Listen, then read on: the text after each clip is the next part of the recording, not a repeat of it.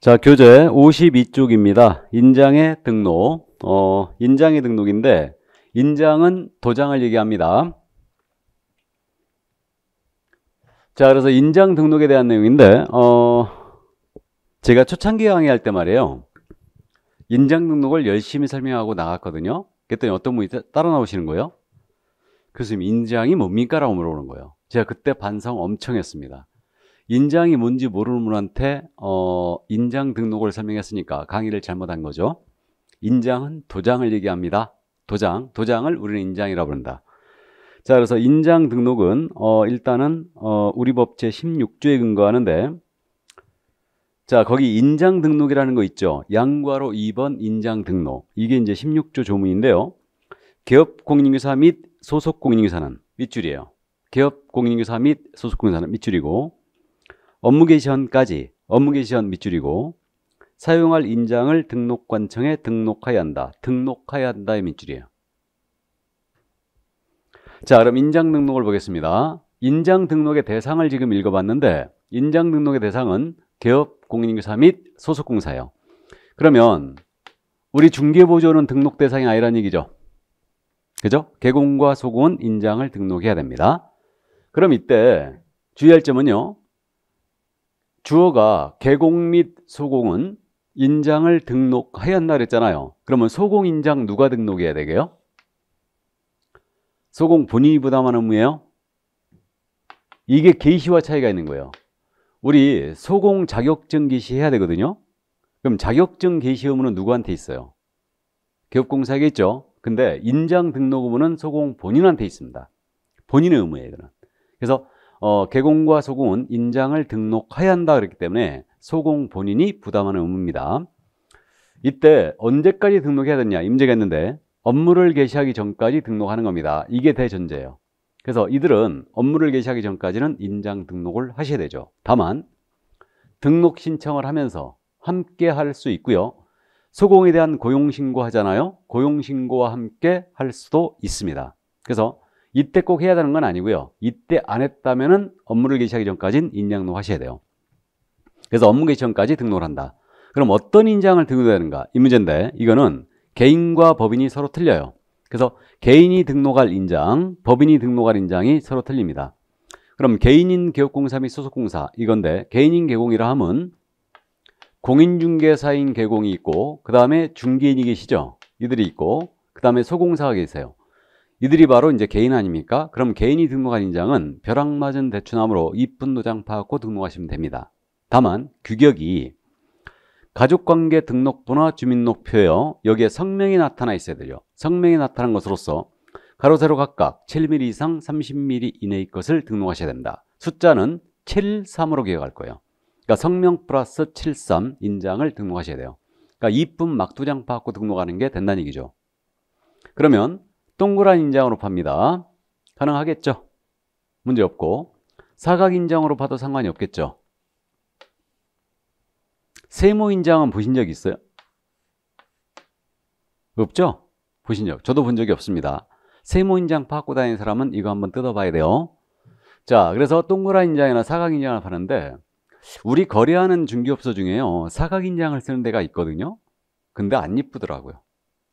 관인처럼 보여가지고 안 이쁘고요. 그래서 대다수 우리 기업공사가 이제 동그란 인장을 파갖고 다니죠. 이게. 그러면 여기에 성명이 나타나 있어야 돼요. 그러면 이제 한글로 이렇게 이제 한민우 인 이렇게 이제 한글로 쓰거나 아니면 한자로 써야 되죠. 그래서 우리 가족관계 등록부나 주민등록표에 한글 이름, 한자 이름이 있기 때문에 한자로 써도 돼요. 풀네임을 쓰는 겁니다. 그래서 이제 이렇게 돼 있고요. 영문 이름은 우리 가족관계 등록부나 주민등록표에 없죠. 그러니까 영문으로 쓰는 사람은 없습니다. 대다수 지금 한글로 쓰고 있죠. 한자도 안 씁니다.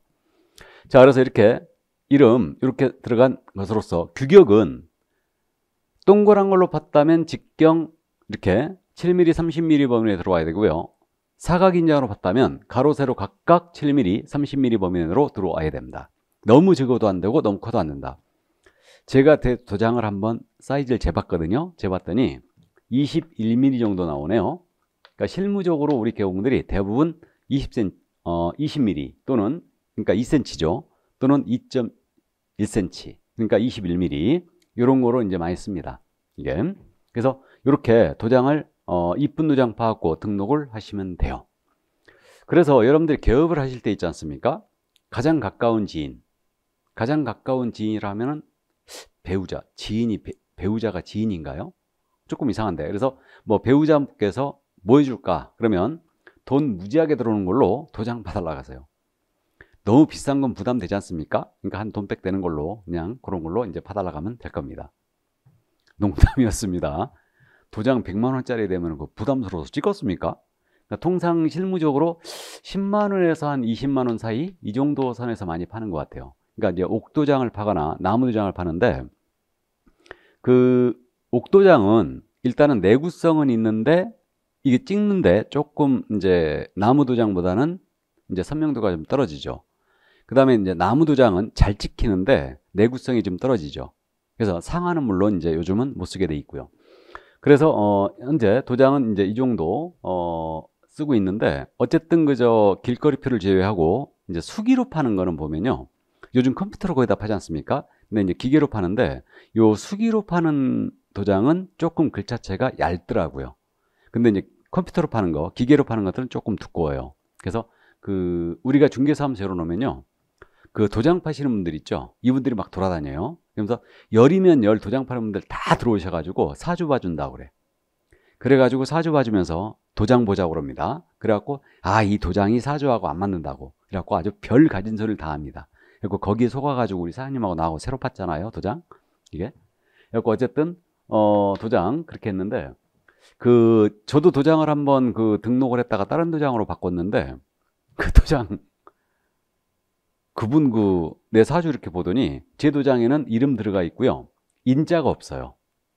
글자 획자 횟수가 안 좋대나요? 그래가지고 점 2개 찍어놨어요. 여기다가 점 2개 이렇게 인자가 빠지고 그래서 한민호 해갖고 이렇게 점 2개 딱 찍어져 있습니다. 그래가지고 그저 도장 파가지고요. 최초로 도장을 찍는 거 있잖아요. 최초로 도장을 찍는 건 돈 들어오는 데다 찍어야 되는데요. 그래갖고 통장 새로 만들었지 않습니까? 돈 들어오는 데가 어디 있겠어요? 당연히 통장밖에 더 있겠어요. 그래갖고 돈 들어오는 데다 찍어야 된다 그래갖고 거기다가 통장 새로 만들면서 거기다 딱 찍었거든요. 근데 들어오기는 뭘 들어와? 하나도 안 들어오던데. 어쨌든 그래서 이제 그렇게 도장을 팠어요. 뭐 저는 또 검정색이 어울린다나? 그래갖고 검정색 색깔도 그렇게 했습니다. 어쨌든 자, 그래서 도장을 이렇게 이제 파가지고 여러분들이 등록을 하시면 됩니다. 전에는 우리 개인도요 인감 도장만 등록하라고 했거든요. 근데 이제 요거 이쁜 도장 파갖고 현재는 등록하시면 됩니다. 그 도장 얘기가 나왔으니까요. 참고로 그 중개사무소 있지 않습니까? 조립도장 있죠. 조립도장. 조립도장도 사무소에 비치해놔요. 우리 법무사 사무실 같은 데 가면 조립도장이 있죠. 그렇듯이 우리 중개사무소에도 조립도장을 비치해 놓습니다. 조립도장을 쓸 때가 있어요. 그래가지고 그저 조립도장 지금은 제가 가격을 안 알아봤는데 한 1000자 정도? 1000자 정도 하는 게 인터넷상으로 파는 게 한 15만 원 정도 될 겁니다.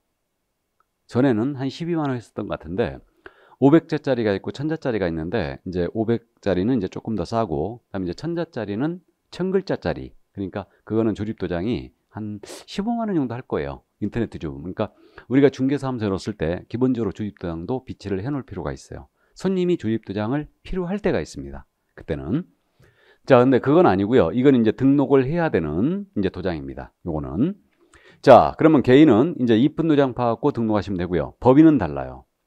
법인은 상업등기규칙이라고 있거든요. 상업등기규칙에 의한 신고한 법인의 인장을 등록하셔야 됩니다. 이게 뭐냐면 이게 법인인감도장이에요. 그래서 법인은 법인인감도장을 등록해야 됩니다. 그럼 여기는 주된 사무소를 얘기하겠죠? 그러니까 주된 사무소는 법인인감도장을 등록하는 겁니다. 그럼 우리가 개인인감도장은 지금 동사무소에 신고돼 있잖아요. 법인인감도장은 어디 신고돼 있어요? 세무서가 아니고 등기소죠. 등기소에 신고돼 있어요. 그러니까 법인은 등기소에 신고돼 있는 신고한 법인의 인장을 등록하셔야 됩니다. 이게. 그래서 법인은 이렇게 법인인감도장을 등록하도록 해놨고요. 그럼 이제 분삼 사용할 도장이거든요. 분삼 사용할 인장은 상업등기규칙에 따라 이 법인의 대표자예요. 이 법인의 대표자가 보증하는 인장을 등록할 수 있다라고 돼 있어요. 분삼 사용할 인장은 법인의 대표자가 보증하는 인장을 등록할 수 있다. 이렇게 돼 있습니다.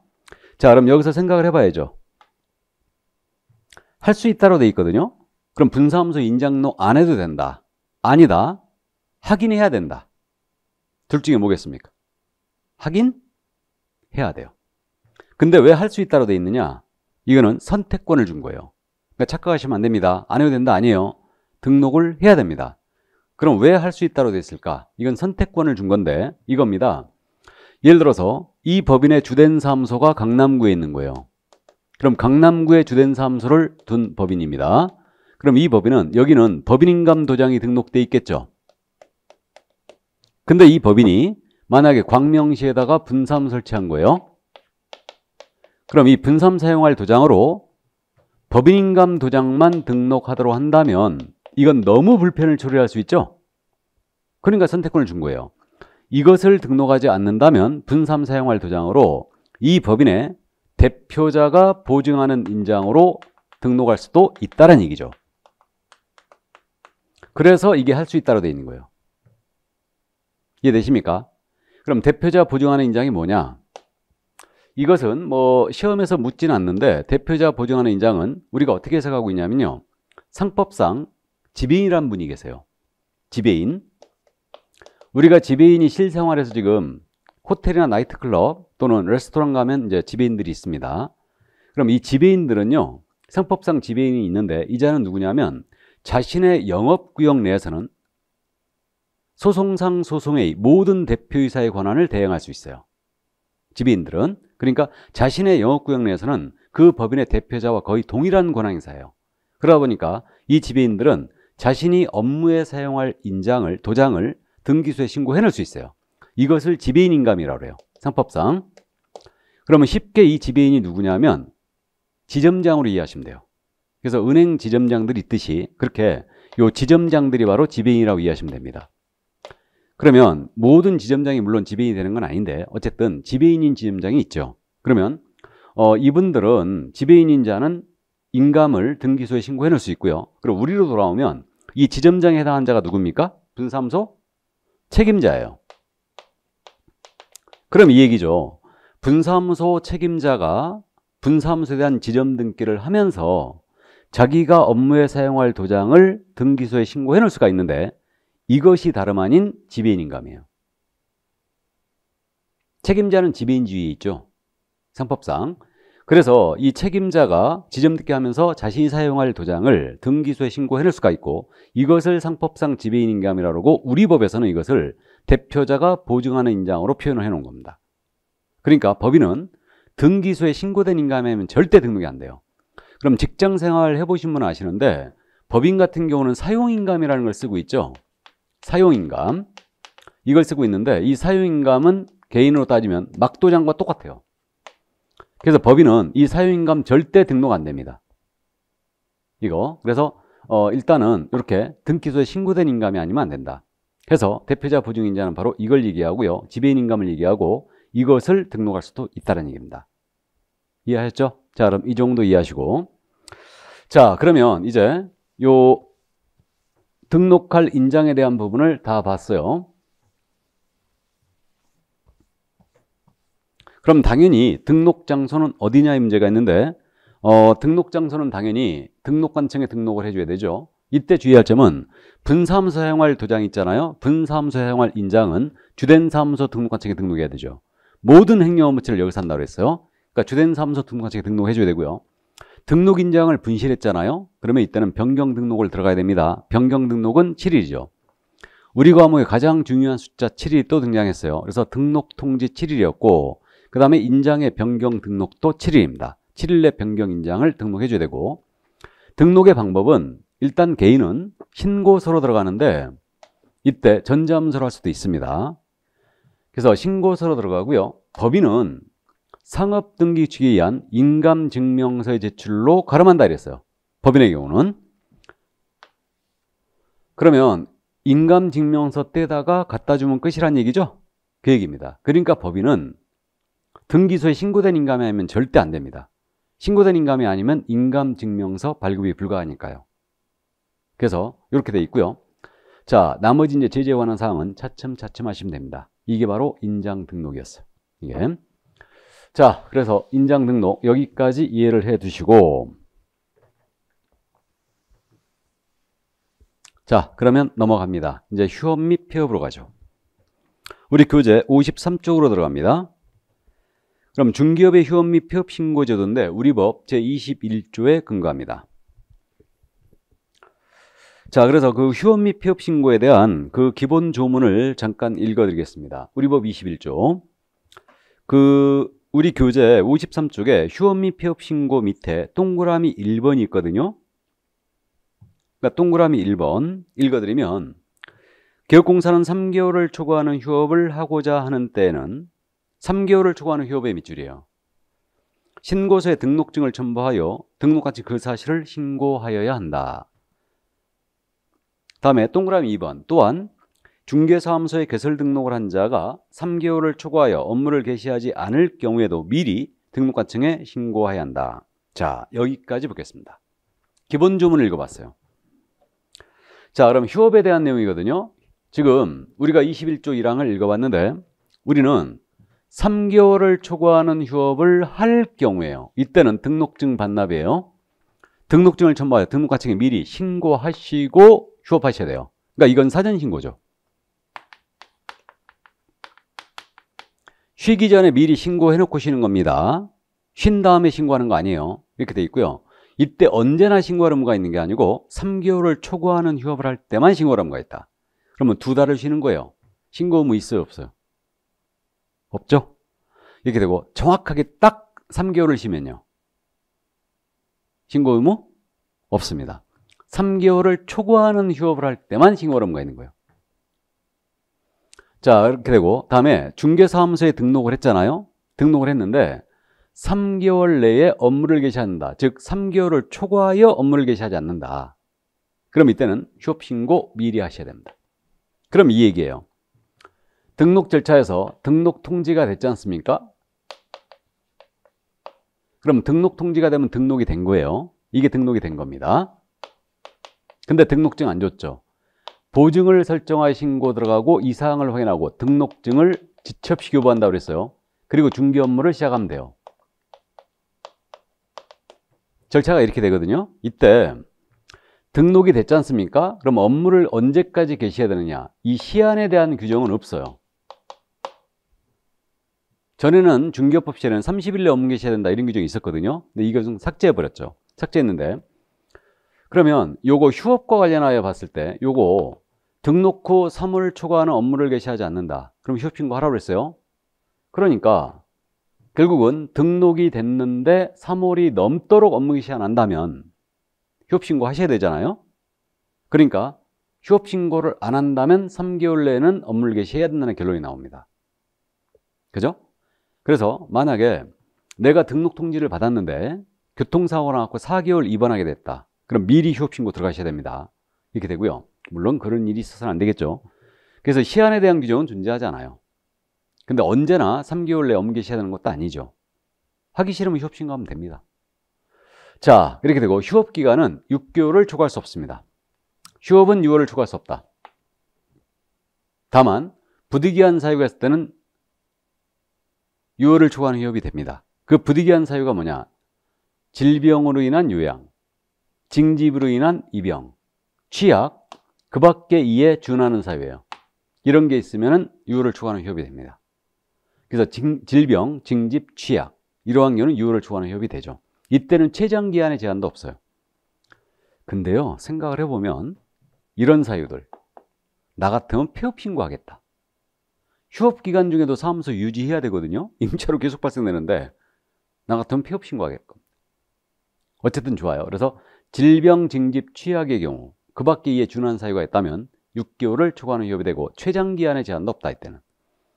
자, 그 다음에 이제 휴업기간을 변경코자 합니다. 그럼 이때도 미리 신고하셔야 돼요. 이게 휴업기간 변경 신고죠. 그럼 예를 들어서 이 얘기 아닙니까? 4개월 쉬겠다고 휴업 신고했어요. 놀아보니까 너무 좋은 거예요. 한 달 더 놀아야 되겠어요. 그래갖고 이때는 기간이 만료되기 전에 미리 기간 변경 신고 들어오시라는 얘기예요. 이 얘기고. 그 다음에 이제 휴업한 중개업을 재개코자 한다. 그럼 재개신고 하시는 겁니다. 그러면 아파가지고 4개월 휴업신고 했는데 2달 지났더니 다 나왔어요. 그러면 이때는 미리 신고하는 느낌 딱 와요. 사전신고하는 느낌 딱 오는데 휴업기간이 만료되어 업무를 재개코자 할 때는 재개신고 안 해도 되느냐? 이때도 해야 됩니다. 그러니까 휴업신고를 했다면 업무를 재개한다. 그럼 반드시 재개신고 하셔야 돼요. 왜 그러냐면 휴업신고할 때 등록증 반납해버렸죠? 이거 반환받아야 되잖아요. 그러니까 재개신고 하는 겁니다. 그래서 이때는 재개를 하고자 할 때는 미리 재개신고 들어가는 거예요. 그럼 재개신고 들어갔잖아요. 그럼 이때는 반납받은 등록증을 등록하청은 즉시 반환하게 돼 있어요. 즉시. 그럼 우리가 지금까지요, 지체없이가 있었고 즉시가 있지 않습니까? 참고, 즉시가 빠를까요? 지체없이가 빠를까요? 즉시가 더 빨라요. 즉시는 2글자, 지체없이는 4글자. 그러니까 즉시가 더 빠릅니다. 농담이 아니고 민원 처리에 관한 법률에 따르면요, 즉시는 처리 시간이 3, 4시간이에요. 근데 여기 지체없이는 되는 대로 빨리란 뜻입니다. 그러니까 정당한 사유가 있다면 다음 날 줘도 이건 지체없이가 되는 거예요. 그래서 즉시 반환하게 되어 있습니다. 자, 그러면 이제 재개신고였고, 그럼 폐업. 중개업을 이제 폐업을 하는 겁니다. 문을 닫는 거죠. 그럼 이때는 개업공사가 폐업을 하고자 할 때에도 등록증을 반납해야 돼요. 등록증 첨부하여 미리 신고하시고 폐업하셔야 돼요. 그러니까 휴폐업 신고는 모두 사전 신고임을 알 수 있어요. 문 닫은 다음에 신고하는 거 아닙니다. 문 닫기 전에 미리 신고해놓고 문을 닫는 거예요. 그래서 이거 사전 신고다. 물론 등록증 반납하셔야 됩니다. 자, 그래서 폐업도 사전 신고다. 이 점을 감 잡아 두시고요. 그럼 나머지 이제 휴폐업 관련 기타 사항이거든요.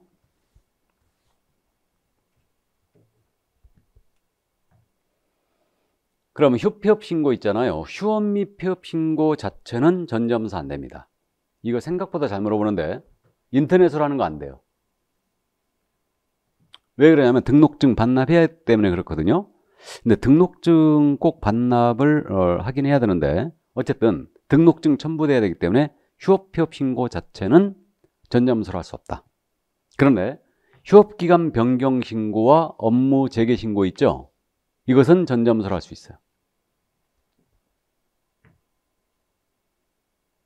그러면 업무 재개하겠다고 인터넷으로 업무 재개 신고했어요. 등록증 반환받아야 되죠. 어떻게 받아야 될까요? 아쉬운 놈이 우물 파야 되죠. 그러니까 갔다 오거나 아니면 오토바이로 보내달라고 해야 되죠. 그래서 재개 신고와 기간 변경 신고는 전자문서로 할 수 있다. 근데 휴업 폐업 신고 자체는 등록증 첨부하기 때문에 전자문서로 할 수가 없습니다. 자, 그 다음에 분사무소별로 휴업 또는 폐업 들어갈 수 있어요. 그래서 이것도 왜 이 규정이 들어왔냐면요, 법인은 사무소가 여러 개 있잖아요. 주된 사무소가 있고 분사무소들 쭉 있는데 전에 요 규정이 없을 때는 그런 문제가 생겼죠. 이거 주된 사무소 휴업 들어가 버리면 나머지 분사무소 다 휴업이냐? 사무소별로 휴업 폐업할 수 있습니다. 분사무소별로 휴업 폐업 다 따로 할 수 있어요. 자, 그 다음에 휴폐업 신고 서식은 모두 동일 서식이에요. 그러니까 체크란이 있죠. 휴업인지 폐업인지 체크란이 있고, 이거 사무소가 쉬거나 없어지거나 하는 거죠. 그러니까 협회에다가 다음 달 10일까지 통보해 주게 돼 있어요. 협회 통보사항이에요. 다음 달 10일까지다. 자, 그 다음 이제 마지막으로 휴폐업 신고할 때, 중개업 휴폐업 신고할 때 우리 사업자 등록 있죠. 사업자 등록에 대한 휴폐업 신고 같이 할 수가 있어요.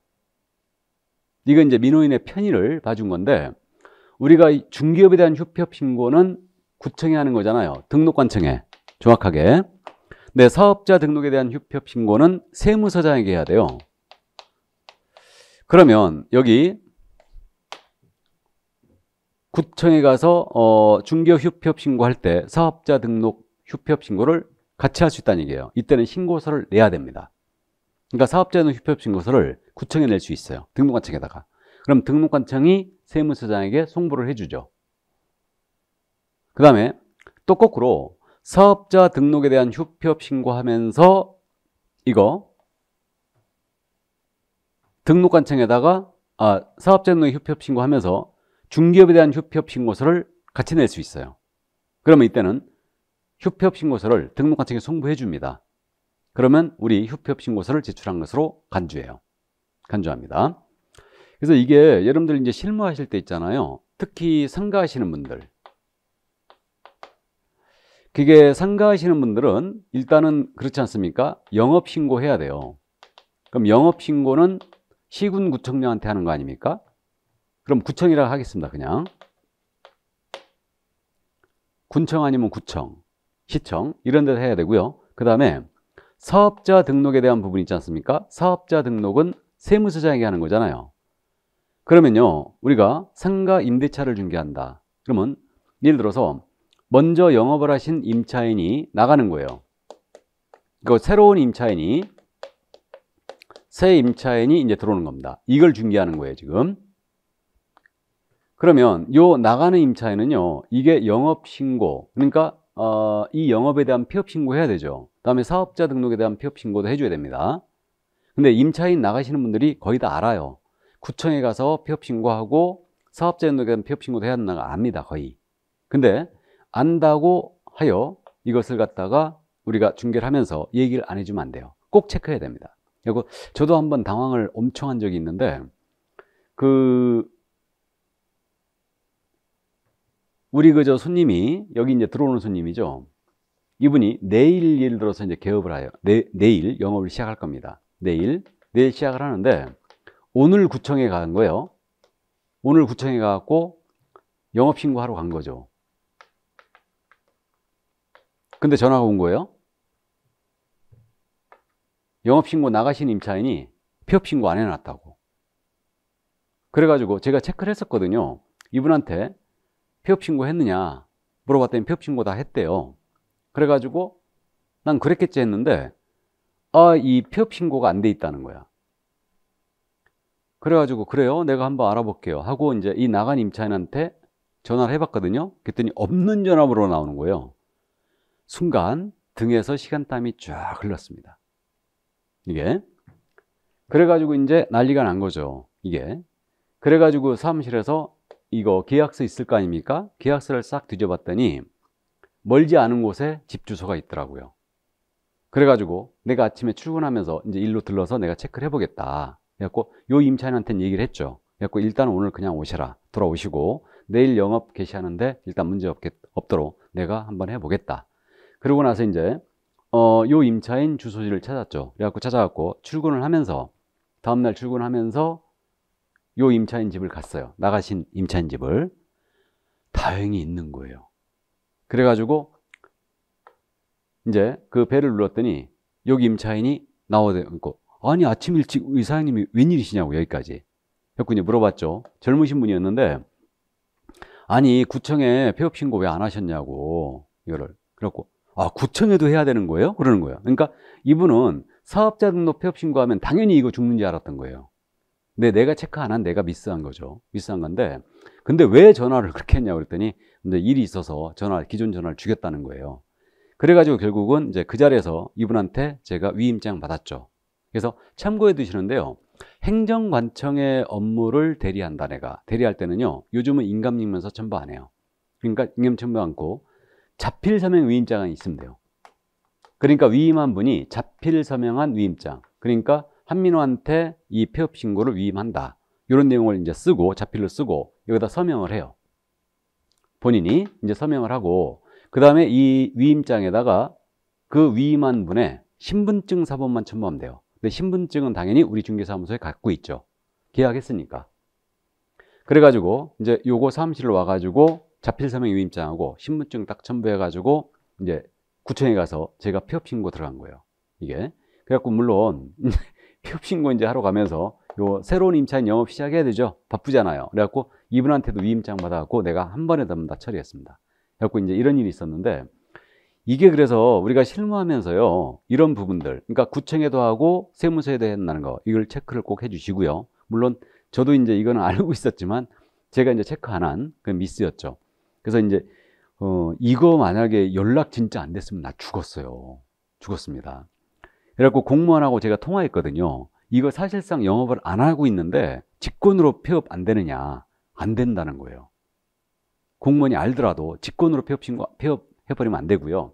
공시최고라는 걸 해야 되는 거예요. 그럼 공시최고 하면요, 기본 2주 내지 3주 걸려요. 그러면 여기 영업을 바로 지금 시작해야 되는데 아주 큰일 날 뻔했죠, 지금. 그래갖고 이런 이제 경험이 있었는데 어쨌든 저는 뭐 해결을 잘 하긴 했습니다. 그러니까 이제 이런 것 때문에 사실 입법론적으로는 우리 등록관청에다가 중개업 휴폐업 신고해버리면 당연히 우리 사업자 등록 죽는 걸로 했으면 좋았을 텐데 그게 아니에요.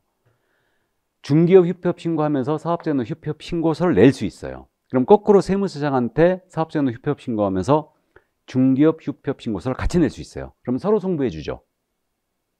이해됐어요? 그래서 이제 이 정도 이제 참고를 하시기 바랍니다.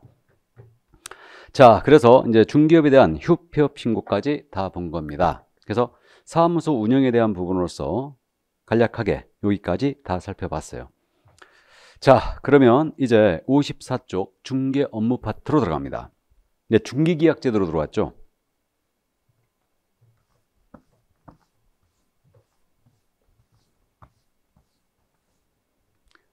자, 그럼 이제 중개계약제도로 들어가는데, 이제 사무소 운영에 대한 부분을 받고, 이제 손님으로부터 물건을 이제 받는 겁니다. 이게 이제 중개계약이에요. 그래서 중개계약의 개념을 말씀을 드립니다. 빨간 거 보이십니까? 한번 칼라로 한번 해봤어요. 예. 자, 그래서 이제 중개계약 그림인데, 토지를 갑이 갖고 있어요. 그 다음에 을과 거래하십니다. 거래하는데, 내 토지 팔아주세요. 알았어요. 이게 중개계약이에요. 내 토지 구해주세요. 알았어요. 이게 중개계약입니다. 그러니까 중개계약은 중개를 의뢰한 자, 의뢰인과 개공 사이에 체결되는 중개 의뢰에 관한 합의, 이것을 중개계약이라 한다. 그럼 사는 쪽에서도 가능하죠. 내 토지 구해주세요. 알았어요. 그러니까 의뢰인과 개공 사이에 체결되는 계약, 이것을 중개계약이라 하고, 나중에 이 의뢰인들끼리 갑, 을 사이에 토지에 대한 매매 교환, 임대차와 같은 계약 체결되죠. 이 계약을 뭐라 하느냐, 이걸 거래계약이라고 해요. 그래서 이게 중개계약, 이게 거래계약. 이해하셨죠? 기초개념입니다. 꼭 이해를 해두시고요. 그래서 오늘은 중개계약을 공부하고요, 다음 주에는 거래계약을 공부할 겁니다. 자, 그래서 중개계약은 이렇게 의뢰인과 개공 사이에 체결되는 계약이었다. 그렇게 이해를 하시고, 그러면 우리 법상 중개계약 제도가 두 가지가 있거든요. 일반 중개계약이 있고 전속 중개계약이 있는데, 지금 우리 교재에 이 중개계약에 대해서 법률적 성격, 중개계약의 분류, 이게 55쪽에 나와 있죠. 그래서 이 부분을 잠깐 언급을 하고 넘어갑니다. 뭐 이건 시험에 나오는 부분은 아닌데 가볍게 이해만 해주시기 바랍니다. 교재보다는 내용이 굉장히 많죠. 그러니까 중개계약의 성질인데, 중개계약은 낙성 분류식 계약이자 유상 쌍무 계약이고, 민법상 사무처리 계약인 위임과 유사한 계약이에요. 민법전에 중개계약 형태가 없어요. 그러니까 비전형 계약이고, 그다음에 우리는 민사 중개계약이라고 부르고요. 중개기가 계속되니까 계속적 계약이고, 임의적 계약이자 혼합 계약의 성격을 띠고 있어요. 그러니까 체결이 강제되는 계약이 아니란 뜻이고요. 혼합 계약이란 말은 위임의 성격이 가장 강하지만 고용, 현상 광고, 그 다음에 도급의 성격도 있어요. 그러니까 혼합 계약의 성격을 띠고 있습니다. 그럼 민법 시간에 이 계약편에서 여러분들이 계약의 종류를 쭉 공부하거든요. 그래야 이제 이것을 우리가 이해할 수 있는데, 참고로 낙성계약이란 말은 뭐냐면, 말이 참 어려운데 의사표시 합치로서 성립되는 계약이에요. 이게 낙성계약이라고 해요. 내 토지 팔아주세요. 의사표시. 청약의 의사표시. 다음에 알았어요. 이게 승낙의 의사표시. 그러니까 낙성계약입니다. 다음에 방식을 요구하지 않기 때문에 분류식 계약이에요. 중개계약은. 다음에 보수가 왔다리 갔다리 하죠. 그러니까 유상계약입니다. 서로 대가적 채무를 부담하는 계약이에요. 의뢰인과 개공이. 그렇기 때문에 쌍무계약이라고 부르고, 민법상 위임계약과 우리는 중개계약은 유사합니다. 위임계약은 뭐냐면 여러분들 시험 범위에 안 들어가 있지만 사무처리 계약이에요.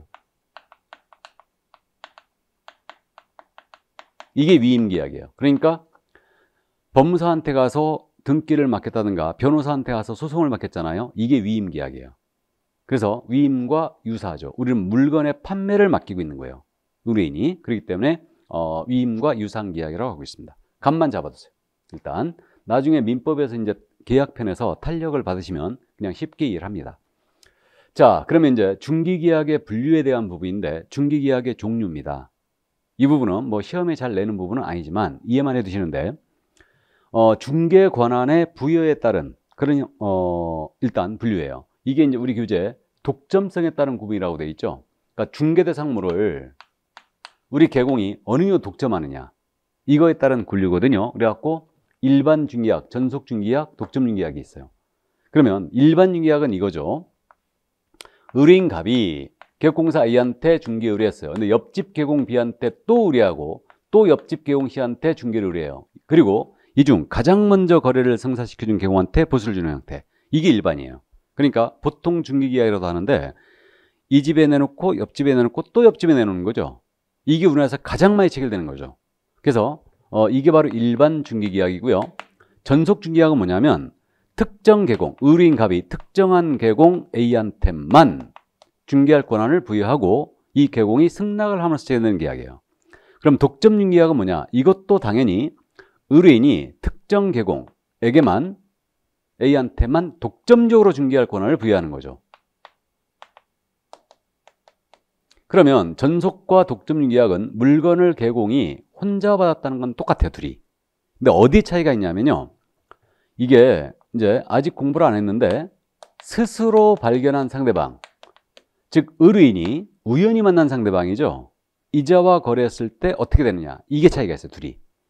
독점은 의뢰인이 스스로 발견한 상대방 거래했잖아요. 그럼 이때는 중개 보수를 지급해야 됩니다. 독점은.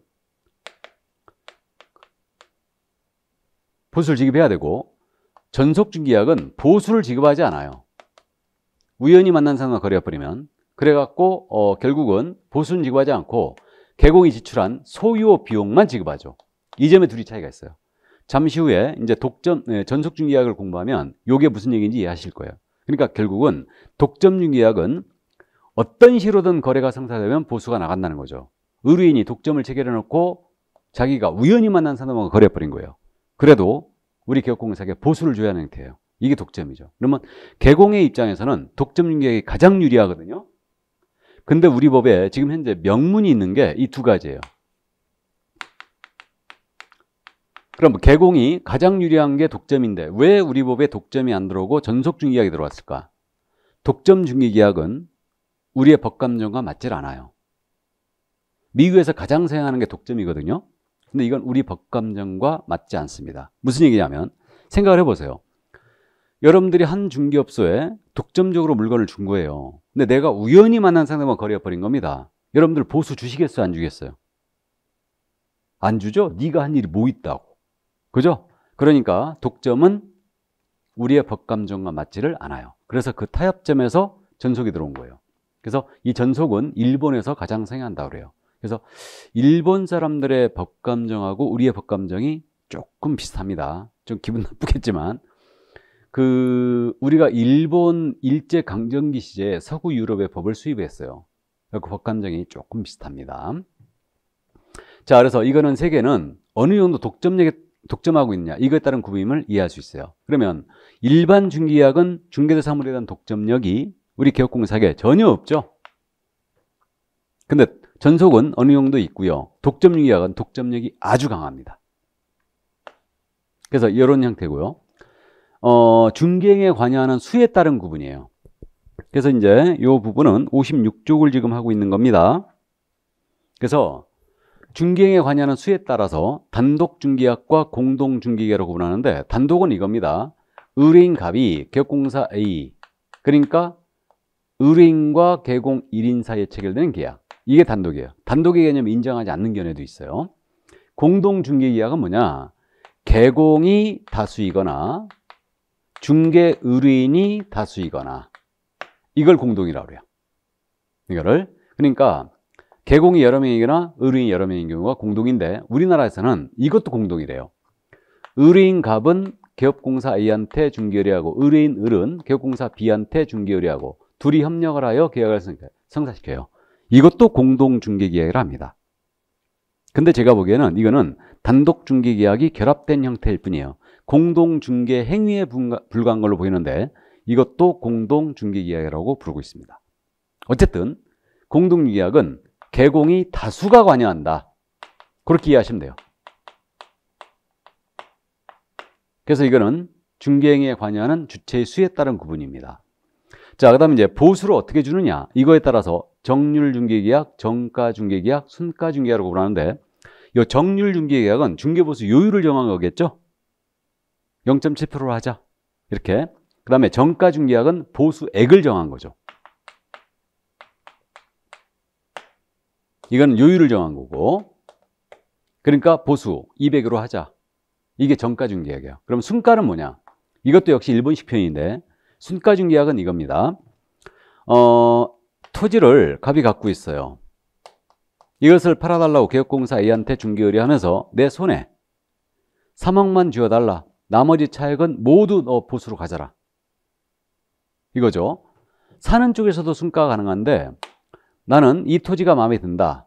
예산이 3억이 있는데 이걸 지급할 테니 2억 8천에 구하든 2억 9천에 구하든 관여치 않겠다. 차액은 모두 보수로 가져라. 그러니까 순가중개약은 의뢰인이 최저가죠. 이건 최고가죠. 이 금액 이상 이하로 지급할 의사가 없다는 겁니다. 그러면 최저가나 최고가를 정하여 중개 의뢰를 하고 그 차액을 중개 보수로 지급하는 거예요. 이게 순가중개약입니다. 그러니까 실무상 토지 거래할 때 순가가 많죠. 또 그 안 좋은 물건이 있죠. 안 좋은 물건 거래할 때도 순가가 많아요. 또 그 우리 손님들이 그런 거 하는 거 있어요. 입금가 참고해 두세요. 입금가 얼마다 이렇게 하는 계약이 있거든요. 이것도 순가의 일종이죠. 그러니까 내 손에 10억만 쥐어주고 나머지 네가 알아서 해 이거죠. 난 중개보수 별도로 지급할 의사가 없으니까 나머지 차익 네가 알아서 챙겨라. 이것도 바로 이제 순가입니다. 그 다음에 뭐 인정. 그럼 나머지 차익은 네가 알아서 해라 이거예요. 다 순가입니다. 그래서 이 정도고 그러니까 순가는 바로 이겁니다. 그래서 이 정도 보수지급 형태에 따라서 정률, 정가, 순가로 구분하죠. 독점력에 따른 구분이 바로 일반, 전속, 독점이에요. 이거를 보수지급 형태로 이해하시면 안 돼요. 그래서 이 정도 잘 내는 부분은 아니지만 기초과정으로서 일단은 참고만 해두시기 바랍니다. 중개계약 종류가 이거였어요. 이게. 자, 그래서 중개계약의 종류까지 다 살펴봤고요. 그럼 이제 일반 중개계약과 전속 중개계약서를 이제 전속 중개계약을 다 봐야 되는데, 자, 이 부분은 조금 쉬었다 할까요? 조금 쉬었다가 일반과 전속 중개계약 제도를 나가도록 하겠습니다. 잠시 쉬었다 하겠습니다.